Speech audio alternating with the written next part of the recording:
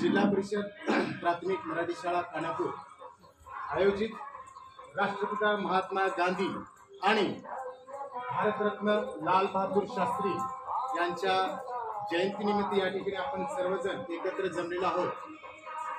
आजच्या या कार्यक्रमाच्या ठिकाणी उपस्थित असलेले सैफन पटेल भैया कोळी, रेवप्पा कोळी, पालक प्रतिनिधी आणि सिराज मकानदार या तिघांची मी या शाळेच्या वतीनं त्यांचं हार्दिक स्वागत करतो।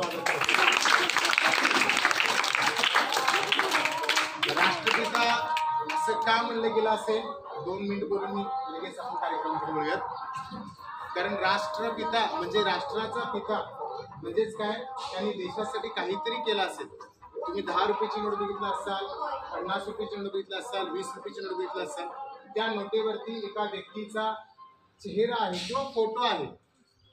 ती व्यक्ती दुसरी तिसरी कोण नसून राष्ट्रपिता महात्मा गांधीजी आहेत। एवढा आपल्या नोटेवर छापण्यासाठी यांनी केलेत काय, देश पातळीवर नाही तर जागतिक स्तरावरती त्यांनी अहिंसा हे तत्व सांगितलं। अहिंसा म्हणजे काय, हिंसा करायची नाही, कुणाला मारायचं नाही, कुणाला शिवी द्यायचं नाही, कुणाचे बोललेलं वाईट सुद्धा ऐकायचं नाही, हे त्यांची नीती होती। एखाद्याने जर चापट मारलं तर दुसरा गाल पुढे करण्याची त्यांच्यामध्ये हिंमत होती असं आपण म्हणू शकतो।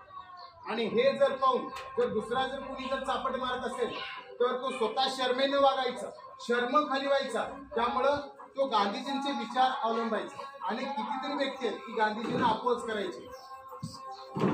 आज या थोर महात्म्यांची म्हणजेच राष्ट्रपिता महात्मा गांधीजी यांची आज जयंती, त्याचबरोबर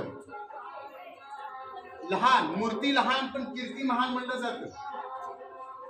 हे आपल्या स्वतंत्र भारताचे दुसरे पंतप्रधान होते, त्यांचं नाव आहे लाल बहादूर शास्त्रीजी। लाल बहादूर शास्त्रीजी हे स्वतंत्र भारतामध्ये जेव्हा राजकारणामध्ये खूप अस्थिरता होती, पहिले पंतप्रधान कोण होते, पंडित जवाहरलाल नेहरू होते। त्यानंतर कोणाला द्यायचं पंतप्रधान हे पद, कोणाला द्यायचं, देशातला सर्वात महत्वाचा व्यक्ती, सगळ्यात पॉवरफुल व्यक्ती असतो तो पंतप्रधान असतो। मान्य राष्ट्रपती हे प्रथम नागरिक असतो देशाचा, मात्र पंतप्रधान हा देश चालवत असतो।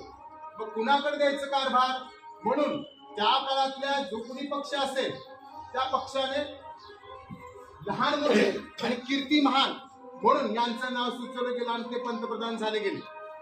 आज त्यांची या ठिकाणी काय जयंती आहे, त्या दोहोंच्या जयंतीनिमित्त त्रिवार अभिवादन करतो आणि या कार्यक्रमाला म्हणजेच आपलं जे काही महत्वाचं आहे यांची जयंती साजरी करत आहोत ते आता आपण पुष्प अर्पण करून आपण श्रीफळ फोडूया।